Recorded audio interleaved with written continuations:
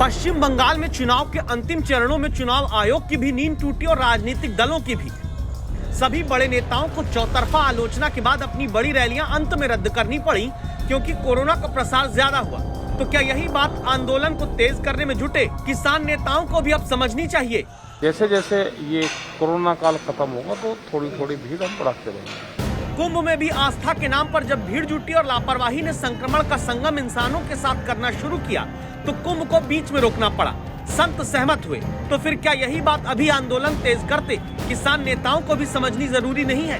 क्योंकि किसान जुटेंगे तो गाँवों में फिर संक्रमण का खतरा होगा। सरकार ही हमें मजबूर कर रही है सड़कों पे आने के लिए। अगर आते हैं तो फिर कोविड के बहाने से हमें पीटा जाता है। देश ने देखा है कि जब उत्तर प्रदेश में पंचायत चुनाव हुए तो दावा है 1600 से ज्यादा शिक्षक संक्रमण के कारण जान गंवा देते हैं।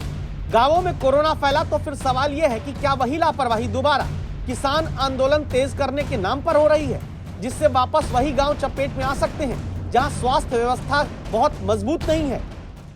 कोरोना उस बंदे नूं दिया वेलड़ बंदे नूं, साडे जेड़े मेहनती लोग उन्हां नूं कोरोना कोई नहीं। अब यहाँ चिंता की बात यह है कि कई राज्यों में जब गांवों में 10 में से 4 लोग कोरोना संक्रमित मिलने लगे, जब कोरोना के केस थोड़े घटे लेकिन मौत का आंकड़ा कम नहीं हो रहा, जब आशंका है कि अक्टूबर में तीसरी लहर भी दस्तक दे सकती है, तब क्या किसान आंदोलन को फिर तेज करना समझदारी है या गांवों और किसानों को संकट में डालना माना जाएगा?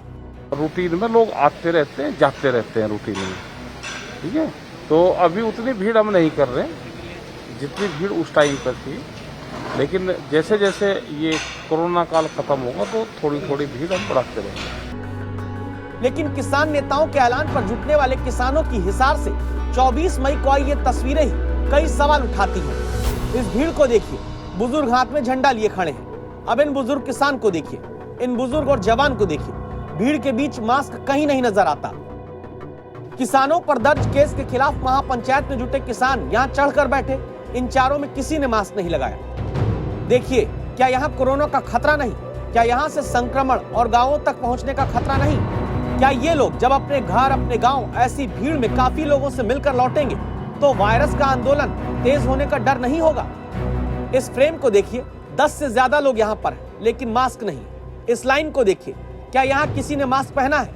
ये तस्वीरें बताती हैं कि जब आप भीड़ को चाहे रैली के नाम पर जुटाते हैं या कुंभ के नाम पर या किसान आंदोलन के नाम पर, तब आप भीड़ को संक्रमण के खतरे से दूर नहीं रख सकते। इस बात को समझने की जरूरत है कि सवाल आंदोलन पर नहीं बल्कि चिंता आंदोलन में जुटती भीड़ से कोरोना के फैलने की है। और ऐसे में राजनीति का हाल देखिए, सोनिया गांधी, शरद पवार, ममता बनर्जी, केजरीवाल, मायावती समेत 14 दल ने किसान आंदोलन के 26 मई के विरोध प्रदर्शन को समर्थन दिया। लेकिन उसी कांग्रेस के पंजाब में मुख्यमंत्री कैप्टन अमरिंदर सिंह के मुताबिक किसानों का धरना कोरोना का सुपर स्प्रेडर बन सकता है।